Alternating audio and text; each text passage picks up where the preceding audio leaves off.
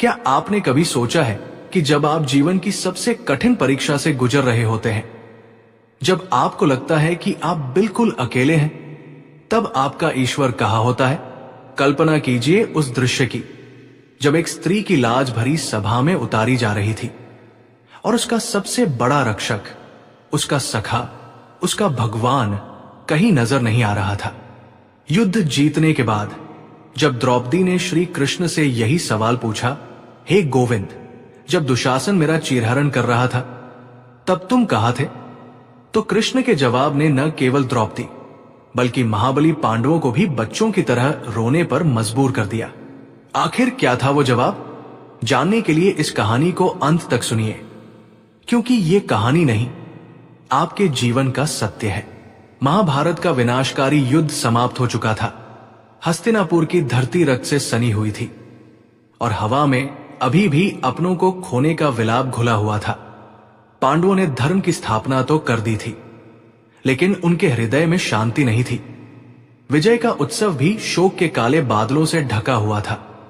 राजमहल की दीवारों से टकराकर लौटती हर ध्वनि में एक खोखलापन था, एक सूनापन था, जैसे सब कुछ जीत कर भी वे सब कुछ हार गए हों। इसी बोझिल वातावरण में एक संध्या, जब ढलता हुआ सूरज आकाश पर सिंदूरी रंग बिखेर रहा था, राजसभा के एक शांत कक्ष में पांचों पांडव, महारानी द्रौपदी और उनके प्रिय सखा द्वारकाधीश श्री कृष्ण मौन बैठे थे। ये मौन किसी भी कोलाहल से अधिक भारी था। ये उन अनकहे प्रश्नों, दबी हुई पीड़ाओं और वर्षों के संताप का मौन था। युधिष्ठिर, जो अब सम्राट थे, अपनी उंगलियों से राज सिंहासन के हत्थे को सहला रहे थे, मानो उस पर बैठने के अधिकार का बोझ महसूस कर रहे हों। उनकी दृष्टि शून्य में टिकी थी, शायद उन लाखों शवों को देख रही थी जो इस सिंहासन की कीमत बनकर चुकाए गए थे। महाबली भीम का गदा उनके पास ही रखा था, पर आज उनके चेहरे पर क्रोध की जगह एक गहरी थकान और ग्लानि थी। उनकी मुट्ठियां भिंची हुई थी, जैसे वे उस अतीत को पकड़कर मसल देना चाहते हों जिसे वे बदल नहीं सकते थे। अर्जुन, जिनके गांडीव की टंकार से ब्रह्मांड कांप उठता था, आज अपने धनुष को अलग रखे श्री कृष्ण के शांत चेहरे को निहार रहे थे। उनकी आंखों में एक अजीब सी कशमकश थी। युद्ध में स्वजनों पर बाण चलाने का दर्द अभी भी हरा था। नकुल और सहदेव चुपचाप एक कोने में बैठे थे। उनके युवा चेहरे युद्ध की क्रूरता से परिपक्व हो गए थे। लेकिन इन सब के बीच जो सबसे अधिक अशांत थी, वे थी पांचाली, द्रौपदी, यज्ञ की अग्नि से जन्मी, तेज और स्वाभिमान की प्रतिमूर्ति। आज उनकी आंखों में अग्नि नहीं, बल्कि एक सूखा हुआ समंदर था। वे वर्षों से रोई नहीं थी। शायद उनके आंसू उस दिन ही सूख गए थे जिस दिन भरी सभा में उनका अपमान हुआ था। आज जब सब कुछ शांत था, जब कोई शत्रु नहीं था, तो अतीत का वो घाव रिसने लगा जो किसी भी विजय से भर नहीं सकता था। उन्होंने एक एक कर अपने पतियों को देखा, उन महाबलियों को जो उस दिन सिर झुकाए बैठे थे। फिर उनकी नजर उस खाली सिंहासन पर गई जहां कभी धृतराष्ट्र और दुर्योधन बैठा करते थे, और अंत में उनकी दृष्टि आकर ठहर गई उस शांत, सौम्य और रहस्यमयी मुस्कान वाले चेहरे पर जो उनके जीवन का सबसे बड़ा अवलंबन था। उनके सखा गोविंद, वर्षों से हृदय में दबा हुआ एक तूफान, एक प्रश्न जो शूल की तरह हर पल चुभता था, आज सारे बांध तोड़कर बाहर आने को आतुर था। द्रौपदी धीरे से उठी। उनके पैरों में पड़ी पायल की ध्वनि भी आज उस मौन को भंग न कर सकी। वे धीरे धीरे चलकर कृष्ण के सम्मुख आकर खड़ी हो गई। उनकी आंखों में न क्रोध था, न शिकायत, बस एक गहरी अथाह पीड़ा थी। एक अधिकार था जो एक भक्त का अपने भगवान पर होता है, एक सखी का अपने सखा पर होता है। उनका कंठ अवरुद्ध हो गया, शब्द जैसे गले में ही अटक गए। उन्होंने प्रयास किया और फिर एक कांपती हुई, भीगी हुई आवाज में वे बोली, हे गोविंद। उनकी आवाज इतनी धीमी थी कि जैसे कोई रहस्य कह रही हो, पर उस आवाज ने कक्ष में बैठे हर व्यक्ति के हृदय को चीर दिया। हे मेरे सखा, हे द्वारकाधीश, तुम तो सर्वज्ञ हो, तुम तो अंतर्यामी हो। तुम तो कहते हो कि तुम अपने भक्तों की एक पुकार पर दौड़े चले आते हो। फिर उस दिन जब मैं अकेली थी, उस भरी सभा में, जब वो दुष्ट दुशासन मेरे केश पकड़कर मुझे घसीट रहा था, जब कौरव, भीष्म, द्रोण, कृपाचार्य जैसे धर्म के तथाकथित रक्षक मूक दर्शक बनकर बैठे थे, जब मेरे पति ये महाबली पांडव जुए में हारकर अपनी आंखें झुकाए बैठे थे, जब मेरा सम्मान, मेरी लाज एक वस्त्र की तरह उतारी जा रही थी, जब मैं असहाय होकर चीख रही थी, तब हे केशव, तब तुम कहाँ थे? तुमने आने में इतनी देर क्यों कर दी? क्या मेरी पुकार की तीव्रता में कोई कमी थी, या तुम्हारे द्वारका तक पहुंचने में उसे देर लग गई? बताओ गोविंद, उस एक क्षण के लिए ही सही, क्या तुमने मुझे भुला दिया था? ये कहते कहते द्रौपदी का धैर्य जवाब दे गया और वे घुटनों के बल जमीन पर बैठ गई। उनके रुके हुए आंसू आज झरझर बह निकले।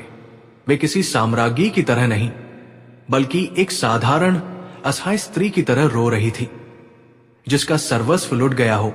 द्रौपदी का यह प्रश्न केवल एक प्रश्न नहीं था, ये एक आरोप था, एक पीड़ा थी, एक शिकायत थी, जो हर उस आत्मा की है जो संकट के समय अपने ईश्वर को पुकारती है। ये सवाल सुनकर पांचों पांडवों के मस्तक और झुक गए। भीम ने अपनी गदा को कसकर पकड़ लिया। उनकी आंखों से भी अश्रुधारा बन निकली। ये उस दिन की विवशता और लज्जा के आंसू थे। अर्जुन ने अपनी आंखें बंद कर ली, जैसे वे उस दृश्य को फिर से नहीं देखना चाहते। युधिष्ठिर का शरीर कांपने लगा। उन्हें अपना वह एक निर्णय, वो एक दाव, अपने जीवन की सबसे बड़ी भूल लग रहा था। पूरा कक्ष द्रौपदी के सिसकने की आवाज से गूंज रहा था और कृष्ण वे बस शांत बैठे थे। उनकी आंखों में एक असीम करुणा थी। वे द्रौपदी को देख रहे थे, मानो कह रहे हों, पूछ लो सखी, आज अपने मन की सारी पीड़ा निकाल दो, क्योंकि जब तक ये प्रश्न तुम्हारे अंदर है, तुम्हें शांति नहीं मिलेगी। दोस्तों, द्रौपदी का यह सवाल सिर्फ उनका नहीं, हम सबका है। जब हम जीवन में मुश्किलों से घिर जाते हैं, जब हमें कोई रास्ता नहीं सूझता, तो हमारे मन में भी यही सवाल उठता है कि हे भगवान, तुम कहां हो? अगर आप इस भावना से जुड़ पा रहे हैं तो इस वीडियो को एक लाइक जरूर करें और कमेंट में जय श्री कृष्ण सा लिखें, ताकि हमें पता चले कि आप भी इस यात्रा में हमारे साथ हैं। और हां, चैनल को सब्सक्राइब करना न भूलें, क्योंकि कृष्ण का जो उत्तर आने वाला है वो आपके जीवन की दिशा बदल सकता है। द्रौपदी रोती रही और कृष्ण प्रतीक्षा करते रहे। वे चाहते थे कि द्रौपदी के मन का सारा मैल, सारी पीड़ा बजाए। जब द्रौपदी की सिसकियां कुछ कम हुई तो कृष्ण अपनी जगह से उठे और द्रौपदी के पास आकर उनके सिर पर अपना हाथ रख दिया। उनके स्पर्श में इतना वात्सल्य, इतनी करुणा थी कि द्रौपदी को लगा जैसे किसी ने तपते मरुस्थल में शीतल जल डाल दिया हो। कृष्ण ने उन्हें बड़े स्नेह से उठाया और अपने पास बिठाया। उन्होंने द्रौपदी के आंसू पोंछे और एक गहरी, शांत आवाज में बोलना शुरू किया। एक ऐसी आवाज जिसमें ब्रह्मांड का सारा ज्ञान और प्रेम समाया हुआ था। सखी। कृष्ण के इस एक शब्द में इतना अपनापन था कि द्रौपदी ने रोते हुए उनकी ओर देखा। तुम्हारा प्रश्न उचित है और तुम्हारी पीड़ा भी सच्ची है, लेकिन जो सत्य तुम आज जानना चाहती हो वो थोड़ा कठोर है। क्या उसे सुनने का साहस है तुम में? द्रौपदी ने हामी में सिर हिलाया। उनकी आंखें कह रही थी कि आज वे हर सत्य का सामना करने को तैयार है। कृष्ण ने पांडवों की ओर देखा, जो अब भी सिर झुकाए बैठे थे, और फिर द्रौपदी से कहा, पांचाली, उस दिन मैं कहीं गया नहीं था। मैं एक क्षण के लिए भी तुमसे दूर नहीं हुआ था। मैं तो वही था, हस्तिनापुर की उस राजसभा के द्वार पर ही खड़ा तुम्हारी प्रतीक्षा कर रहा था। यह सुनकर द्रौपदी और पांडव चौंक गए। द्रौपदी ने अविश्वास से पूछा, द्वार पर तुम अंदर क्यों नहीं आए? गोविंद, तुम किसकी प्रतीक्षा कर रहे थे? कृष्ण के होठों पर एक हल्की, रहस्यमयी मुस्कान तैर गई। उन्होंने कहा, मैं तुम्हारी प्रतीक्षा कर रहा था। सखी। द्रौपदी की उलझन और बढ़ गई। मेरी प्रतीक्षा, मैं तो तुम्हें ही पुकार रही थी। कृष्ण ने कहा, नहीं द्रौपदी, तुम मुझे नहीं पुकार रही थी। याद करो उस दिन को जब दुशासन ने तुम्हारे केश पकड़े तो तुमने सबसे पहले सहायता के लिए किसकी ओर देखा? तुमने अपने बलशाली पतियों की ओर देखा। तुम्हें विश्वास था कि भीम अपनी गदा उठाएंगे, अर्जुन अपना गांडीव उठाएंगे और इस अन्याय का प्रतिकार करेंगे। तुम्हें अपनी शक्ति से अधिक अपने पतियों की शक्ति पर भरोसा था, है ना? द्रौपदी ने धीरे से सिर हिलाया। यह सच था। कृष्ण ने आगे कहा, जब तुम्हारे पति धर्म के बंधन में बंधे सिर झुकाए बैठे रहे तब तुम्हारी आशा टूटी। फिर तुमने किसकी ओर देखा? तुमने सभा में बैठे गुरु द्रोण, पितामह भीष्म और कुल गुरु कृपाचार्य की ओर देखा।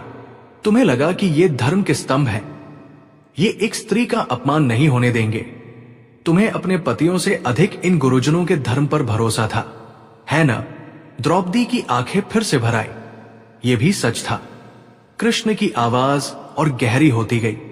लेकिन जब धर्म के उन ठेकेदारों ने भी अपनी आंखें फेर ली तब तुमने क्या किया सखी? तब तुमने अपनी पूरी शक्ति से अपनी साड़ी के छोर को अपने दांतों और हाथों से पकड़ लिया। तुम अपनी लाज बचाने के लिए अपनी अंतिम शक्ति तक संघर्ष करती रही। तुम्हें गुरुजनों से भी अधिक अपनी स्वयं की शक्ति पर भरोसा था, है ना? द्रौपदी अब निःशब्द थी। कृष्ण जो कह रहे थे वो अक्षरशः सत्य था। कृष्ण ने एक गहरी सांस ली और जो रहस्य उन्होंने उजागर करना शुरू किया उसने न केवल पांडवों को बल्कि आने वाली हजारों पीढ़ियों की भक्ति और विश्वास की परिभाषा को हमेशा के लिए बदल दिया। कृष्ण ने कहा, सखी, मैं कहीं नहीं गया था। मैं तो वही था, तुम्हारे अत्यंत निकट। लेकिन मेरे और तुम्हारे बीच एक पर्दा था, एक ऐसा पर्दा जिसे तुमने स्वयं डाल रखा था। जब तक तुम अपने पतियों पर, गुरुजनों पर और अपनी स्वयं की शक्ति पर भरोसा कर रही थी तब तक तुम मुझे कैसे पुकार सकती थी? तुम्हारी पुकार में आर्द्रता थी, पीड़ा थी, पर पूर्ण समर्पण नहीं था। तुम पुकार तो रही थी पर तुम्हारा भरोसा कहीं और था। और मैं तो बस इस बात की प्रतीक्षा कर रहा था कि मेरी सखी कब इन सब पर से अपना भरोसा उठाकर केवल और केवल मुझ पर भरोसा करेगी।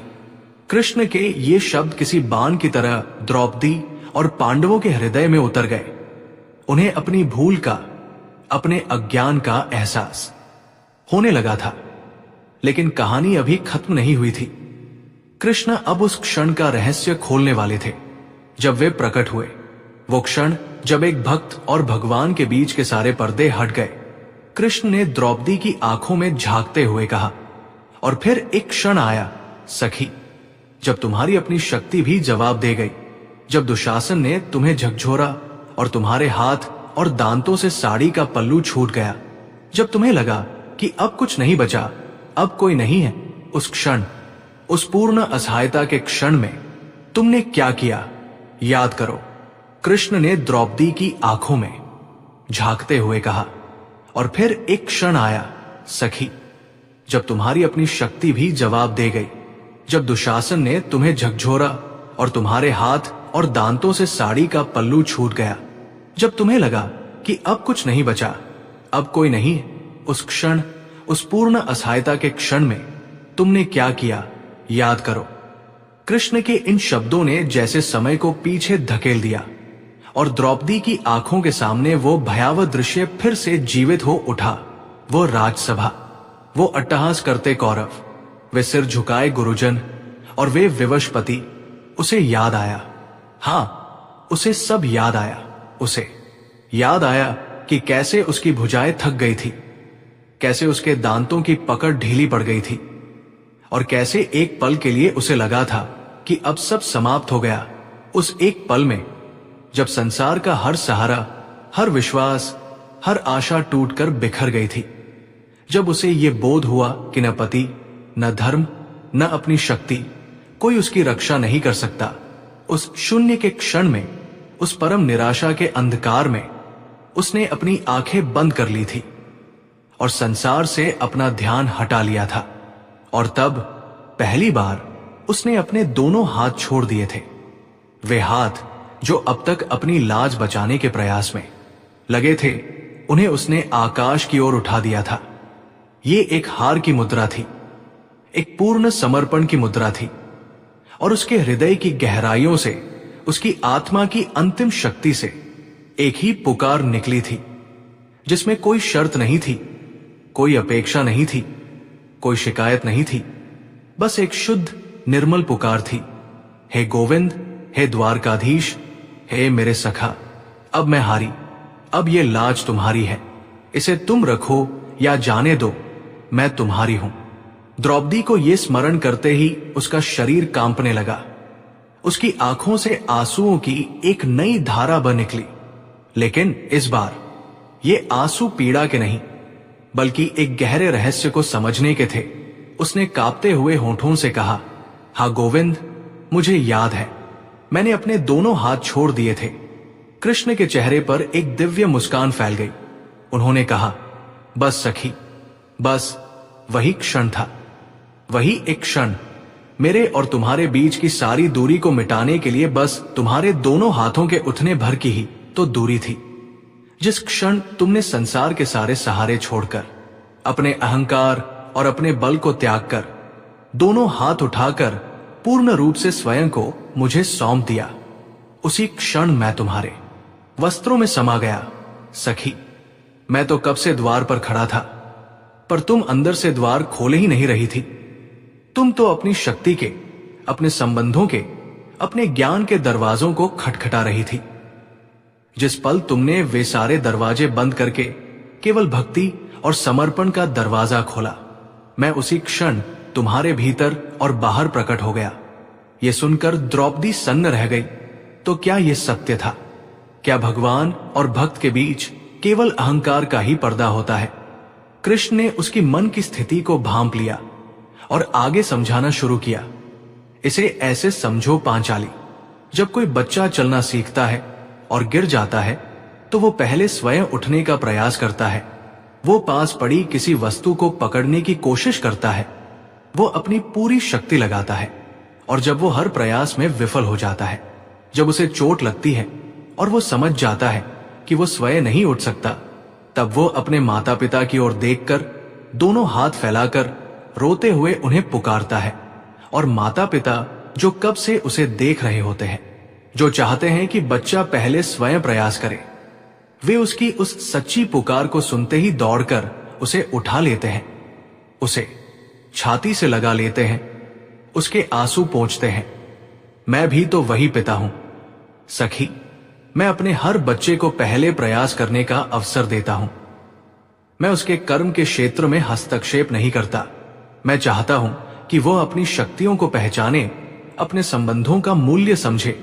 लेकिन जब वो संसार के इस खेल में उलझकर स्वयं को कर्ता मानकर अहंकार में डूब जाता है, तब मैं प्रतीक्षा करता हूं।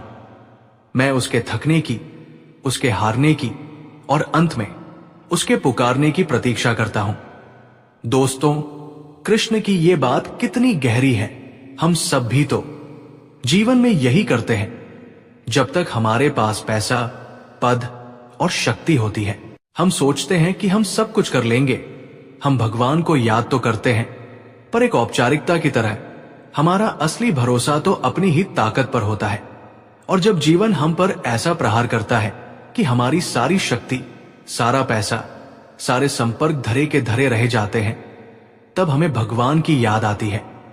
अगर आप भी इस बात से सहमत हैं, तो कमेंट में सर्वं कृष्ण अर्पणमस्तु, यानी सब कुछ कृष्ण को अर्पण है, जरूर लिखें।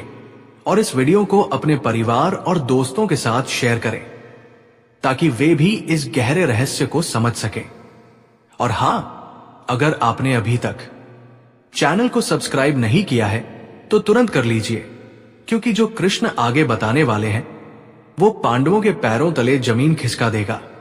कृष्ण अब पांडवों की ओर मुड़े, जो पत्थर की मूर्तियों की तरह स्तब्ध बैठे थे और उनकी आंखें पश्चाताप की अग्नि में जल रही थी।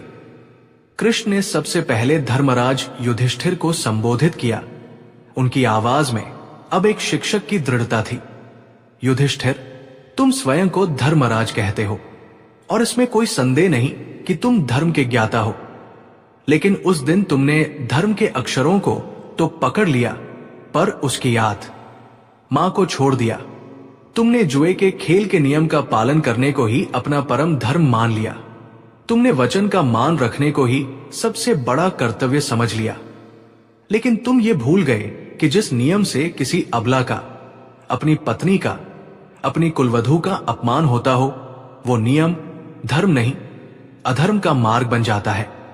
तुमने उस सभा में शकुनी के पासे देखे दुर्योधन का छल देखा, अपने भाइयों की विवशता देखी, लेकिन एक बार भी आंखें बंद करके अपने इस सखा को याद नहीं किया। तुमने ये नहीं पुकारा कि हे गोविंद, मैं धर्म संकट में हूं, मुझे मार्ग दिखाओ। यदि तुम खेल शुरू होने से पहले ही मुझे पुकार लेते तो शायद उस खेल का आरंभ ही न होता, या यदि खेल के बीच में ही तुम अपने तथाकथित धर्म के अहंकार को त्याग कर मेरी शरण में आ जाते तो उस सभा का दृश्य ही कुछ और होता। तुम्हारा भरोसा अपने धर्म के ज्ञान पर था, मुझ पर नहीं। युधिष्ठिर ये सुनकर और अधिक सिकुड़ गए। उनके आंसू उनकी गोद में गिर रहे थे। उन्हें आज समझ आया कि धर्म का सच्चा अर्थ नियमों का अंधानुकरण नहीं, बल्कि विवेक और शरणागति है। फिर कृष्ण की दृष्टि महाबली भीम पर पड़ी, और भीम, तुम्हारा भरोसा अपनी इन भुजाओं पर था।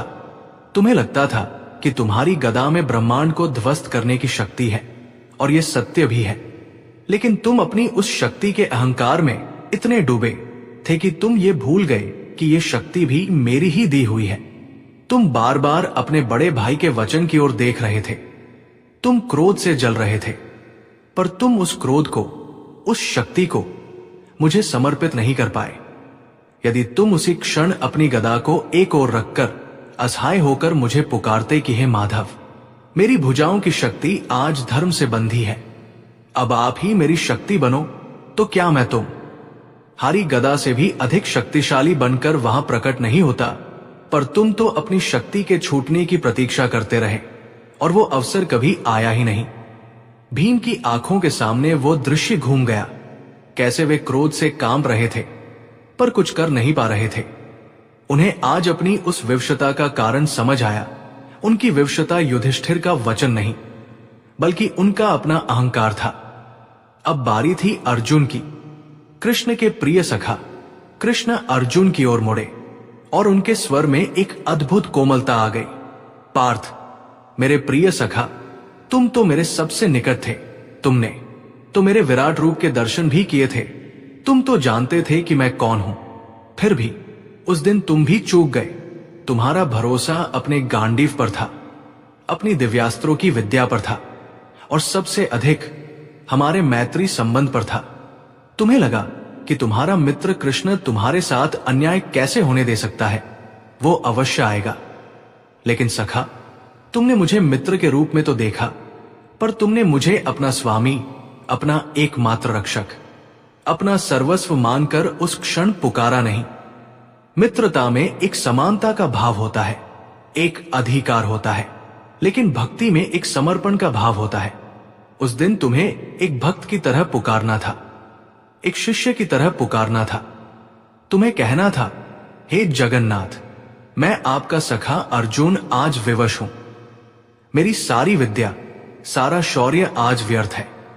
अब आप ही इस धर्म की और द्रौपदी की लाज रखो। यदि तुम ये कह देते तो क्या मुझे आने में एक पल की भी देर लगती, पर तुम भी युधिष्ठिर के वचन और सभा की मर्यादा में बंधे रहे। तुम्हारा भरोसा भी मुझ पर पूर्ण नहीं था। अर्जुन, जो अब तक सिर झुकाए सब सुन रहे थे, अब और सहन न कर सके। वे बच्चों की तरह फूट फूट कर रोने लगे और कृष्ण के चरणों में गिर पड़े। क्षमा करो माधव, क्षमा करो, हमसे भूल हुई। हम सब अपने अपने अहंकार में डूबे थे। हम बल, धर्म और संबंध के अहंकार में थे, और हमारी पांचाली को इतना कष्ट सहना पड़ा। हम अपराधी हैं गोविंद, हम अपराधी हैं। भीम, नकुल और सहदेव भी आकर कृष्ण के चरणों में रोने लगे। उस दिन हस्तिनापुर का वह कक्ष कुरुक्षेत्र के मैदान से भी बड़ा रणक्षेत्र बन गया था, जहां पांडव अपने ही अहंकार से युद्ध कर रहे थे और पश्चाताप के आंसुओं से उसे पराजित कर रहे थे। द्रौपदी, जो अब तक ये सब देख और सुन रही थी, धीरे धीरे कृष्ण के पास आई। उनके आंसू अब सूख चुके थे और उनके चेहरे पर एक अद्भुत शांति और समझ का भाव था। उन्होंने कृष्ण के चरणों को पकड़ लिया और कहा, गोविंद, आज आपने मेरी आंखों से पीड़ा का नहीं, अज्ञान का पर्दा हटा दिया। उस दिन मेरा जो चीरहरण हुआ था, वो मेरे ही अविश्वास और अहंकार का परिणाम था।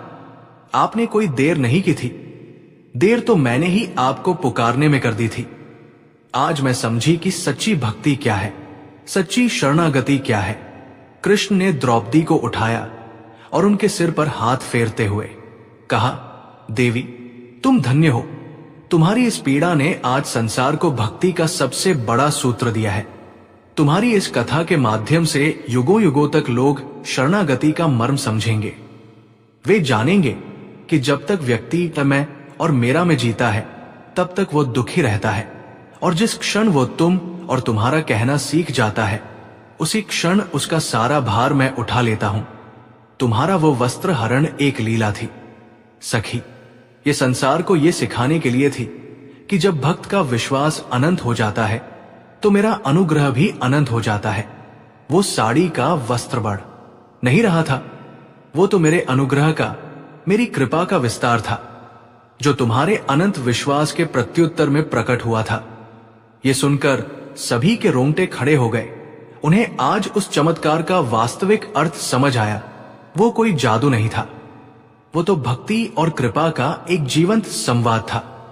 पांडवों को अब अपनी विजय सार्थक लगने लगी थी, क्योंकि आज उन्हें युद्ध जीतने से भी बड़ा ज्ञान प्राप्त हुआ था। उन्हें अपने जीवन की सबसे बड़ी हार का कारण और उस हार में छिपी हुई जीत का रहस्य पता चल गया था। वातावरण में अब शांति थी, एक ऐसी शांति जो ज्ञान के प्रकाश से उत्पन्न होती है।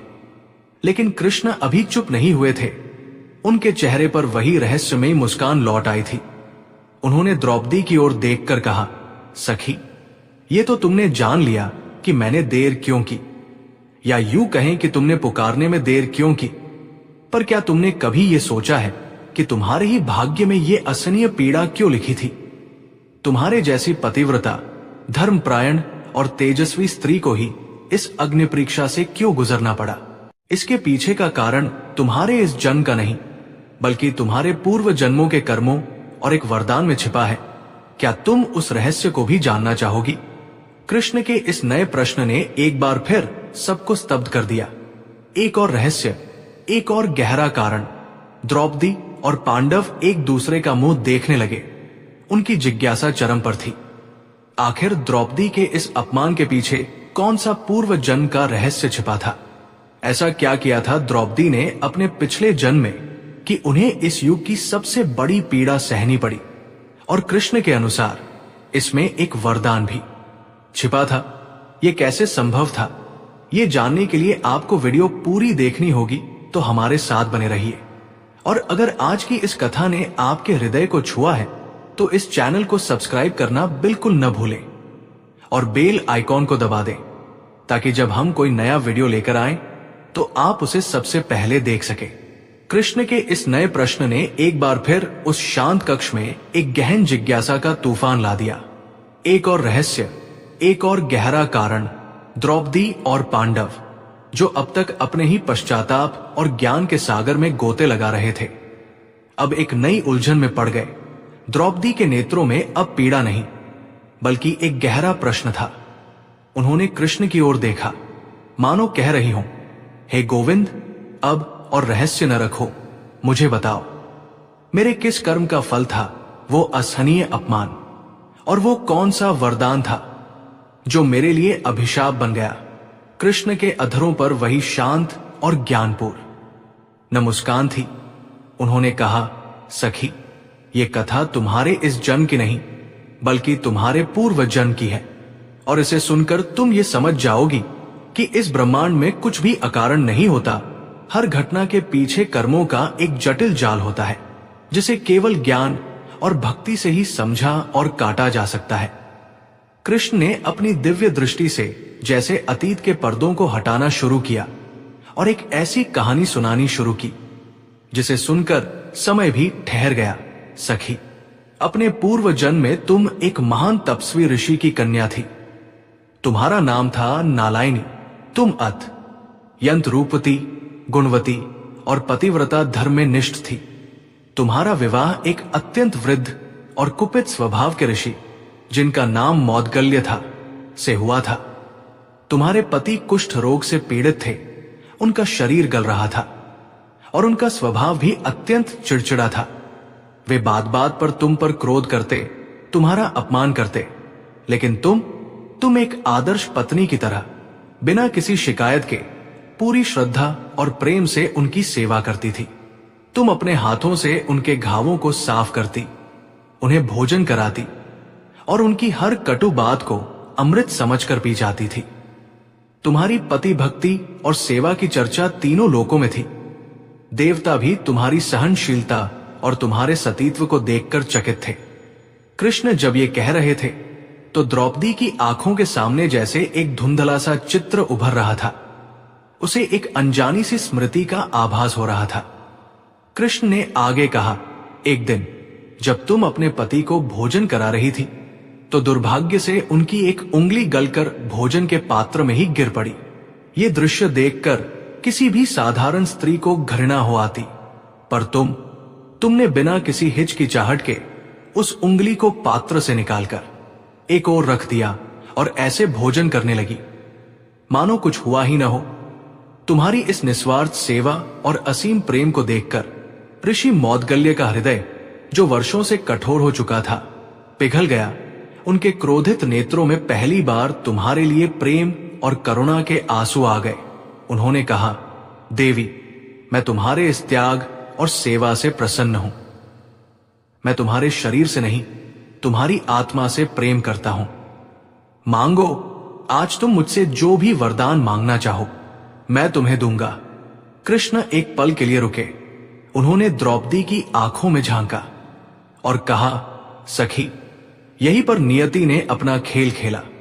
तुम्हारे पति ने तुम्हें वरदान मांगने को तो कहा, पर वे स्वयं काम वासना से मुक्त हो चुके थे और तुम एक युवा स्त्री थी जिसके मन में सांसारिक सुखों की इच्छाएं दबी हुई थी। तुमने अपने पति से कहा, स्वामी, आप मुझे अपनी सभी पत्नियों के रूप में स्वीकार करके मेरे साथ रमन करें। तुम्हारे पति ने तुम्हें वरदान दिया और अपनी योग शक्ति से अनेक रूप धारण करके तुम्हारे साथ विहार करने लगे।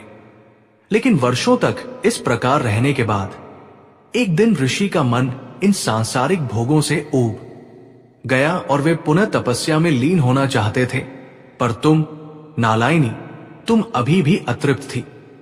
जब ऋषि ने जाने की बात कही तो तुमने हठ पकड़ लिया। तुमने रोते हुए कहा, नहीं स्वामी, आप मुझे छोड़कर नहीं जा सकते, मैं अभी अतृप्त हूं। तुम्हारे इस हठ को देखकर तुम्हारे पति को क्रोध आ गया और उन्होंने तुम्हें श्राप दे दिया। तुम सांसारिक सुखों के लिए इतनी लालायत हो। जाओ, अगले जन्म में तुम्हें एक नहीं बल्कि 5 पतियों की पत्नी बनना पड़ेगा। यह सुनकर द्रौपदी कांप उठी। तो ये था कारण, ये था उनके 5 पतियों का रहस्य। लेकिन कृष्ण ने कहा, रुको सखी, कहानी अभी पूरी नहीं हुई है, ये तो श्राप था। अब वरदान की कथा सुनो। कृष्ण ने आगे बताया, अपने पति के श्राप से दुखी होकर तुम भगवान शिव की तपस्या करने लगी। तुमने घोर तप किया और जब भगवान शंकर प्रसन्न होकर प्रकट हुए तो तुमने अपनी अतृप्त इच्छाओं के आवेग में, घबराहट में एक बार नहीं बल्कि 5 बार कहा, मुझे सर्वगुण संपन्न पति चाहिए, मुझे सर्वगुण संपन्न पति चाहिए, मुझे सर्वगुण संपन्न पति चाहिए, मुझे सर्वगुण संपन्न पति चाहिए, मुझे सर्वगुण संपन्न पति चाहिए। तुम्हारी तपस या और तुम्हारी इच्छा का सम्मान करते हुए भगवान शिव ने कहा, तथास्तु देवी, एक ही पुरुष में सारे गुण होना संभव नहीं है, इसलिए तुम्हारी इच्छा के अनुसार तुम्हें अगले जन्म में 5 पति प्राप्त होंगे जिनमें अलग अलग श्रेष्ठ गुण विद्यमान होंगे। कृष्ण ने अब पांडवों की ओर देखते हुए कहा, और वे 5 गुण तुम ही हो। पांडवों, युधिष्ठिर के रूप में धर्म, भीम के रूप में बल, अर्जुन के रूप में शौर्य और कुशलता, और नकुल सहदेव के रूप में रूप और ज्ञान। ये नालायनी का ही वरदान था। जो द्रौपदी के रूप में फलीभूत हुआ। ये सुनकर पांडवों को भी अपने इस अद्वितीय विवाह का रहस्य समझ आ गया। ये कोई संयोग नहीं, बल्कि एक पूर्व निश्चित नियति थी। दोस्तों, ये कथा हमें सिखाती है कि हमारे शब्द और हमारी इच्छाओं में कितनी शक्ति होती है। कभी कभी हम जो मांगते हैं वो हमें मिल तो जाता है, पर किस रूप में मिलेगा ये हम नहीं जानते। इसलिए अपनी प्रार्थनाओं में हमेशा सावधान रहना चाहिए। अगर आप इस गहरे रहस्य से सहमत हैं, तो इस वीडियो को एक लाइक दें और कमेंट में ओम नमः शिवाय लिखें, क्योंकि ये भगवान शिव का ही वरदान था जिसने इस पूरी लीला की नींव रखी। और हां, कहानी का सबसे बड़ा रहस्य, चीरहरण का रहस्य, अब खुलने वाला है, तो कहीं जाइएगा नहीं और चैनल को सब्सक्राइब जरूर कर लीजिए। द्रौपदी अब शांत थी। उन्हें अपने 5 पतियों का कारण तो मिल गया था, पर उनके मन में अभी भी वो एक कांटा चुभ रहा था। किंतु गोविंद, मेरे अपमान का क्या, मेरे चीरहरण का क्या कारण था?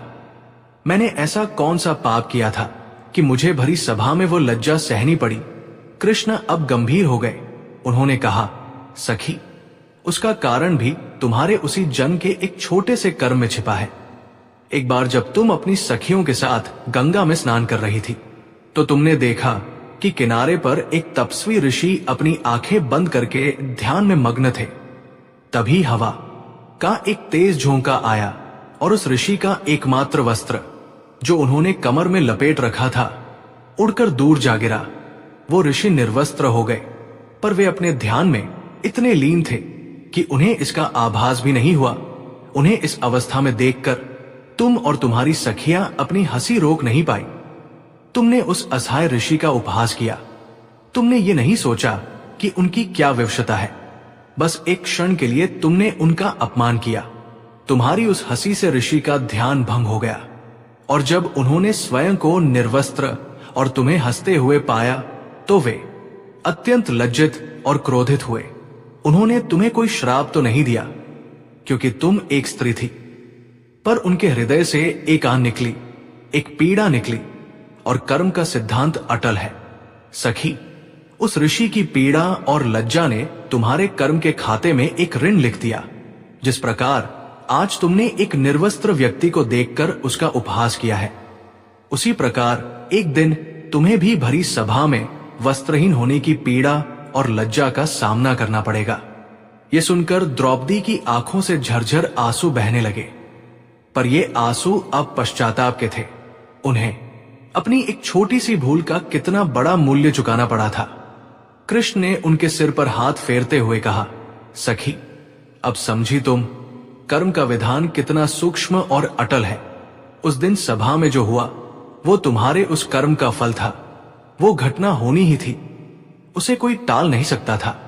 लेकिन, और ये सबसे महत्वपूर्ण बात है सखी, उस घटना का परिणाम क्या होगा, ये तुम्हारे इस जन्म की भक्ति और मेरे प्रति तुम्हारे समर्पण ने तय किया। तुम्हारा कर्म तुम्हें उस सभा तक खींच कर ले आया, पर तुम्हारी भक्ति मुझे उस सभा में खींच कर ले आई। कर्म ने तुम हे निर्वस्त्र करने का प्रयास किया, पर तुम्हारी शरणागति ने मेरे अनुग्रह को अनंत वस्त्रों में बदल दिया। तुम्हारा अपमान होना कर्म का फल था, पर तुम्हारी लाज का बचना तुम्हारी भक्ति का फल था। यह था अंतिम रहस्य, ये था कर्म और कृपा का अद्भुत संतुलन। द्रौपदी आज पूरी तरह से मुक्त हो गई। उनके मन का हर प्रश्न, हर पीड़ा, हर शिकायत आज शांत हो गई थी। उन्होंने कृष्ण के चरणों में अपना सिर रख दिया और कहा, हे गोविंद, आज आपने मुझे जीवन का सबसे बड़ा ज्ञान दिया है। मैं धन्य हुई, मैं कृतार्थ हुई। पांडव भी अब पूरी तरह से शांत थे। उन्हें समझ आ गया था कि उनके जीवन की हर घटना, हर सुख दुख एक बड़ी दिव्य योजना का हिस्सा था। वे केवल पात्र थे जो अपनी अपनी भूमिका निभा रहे थे। कृष्ण ने सबको उठाते हुए कहा, इसलिए जीवन में जब भी कोई कष्ट आए तो ये मत पूछो कि मेरे साथ ही क्यों, बल्कि ये समझो कि ये किसी पूर्व कर्म का फल है जो कट रहा है। और उस कष्ट के क्षण में भी मुझ पर से अपना विश्वास मत दिगाना, क्योंकि कर्म तुम्हें परिस्थिति दे सकता है, पर उस परिस्थिति से तुम्हें बाहर निकालने की शक्ति केवल तुम्हारी भक्ति और मेरी। कृपा में है, बस अपने दोनों हाथ उठाकर अहंकार को त्याग कर मुझे पुकार लेना। मैं आने में एक क्षण की भी देर नहीं करूंगा। उस दिन हस्तिनापुर के उस कक्ष में महाभारत के युद्ध से भी बड़ी विजय प्राप्त हुई थी। ये अहंकार पर भक्ति की, कर्म पर कृपा की और प्रश्न पर पूर्ण समर्पण की विजय थी। और इस विजय के नायक थे भगवान श्री कृष्ण, जिन्होंने अपनी सखी के आंसुओं को माध्यम बनाकर पूरे संसार को भक्ति का सबसे अनमोल और शाश्वत संदेश दे दिया। ये कहानी महाभारत के प्रसंगों और विभिन्न लोक कथाओं तथा आध्यात्मिक व्याख्यानों पर आधारित है। इसका उद्देश्य शरणागति और कर्म के सिद्धांत के मर्म को समझाना है। हमें उम्मीद है कि इसने आपके हृदय को छुआ होगा और आपको एक नई आध्यात्मिक दृष्टि दी होगी। जय श्री कृष्ण।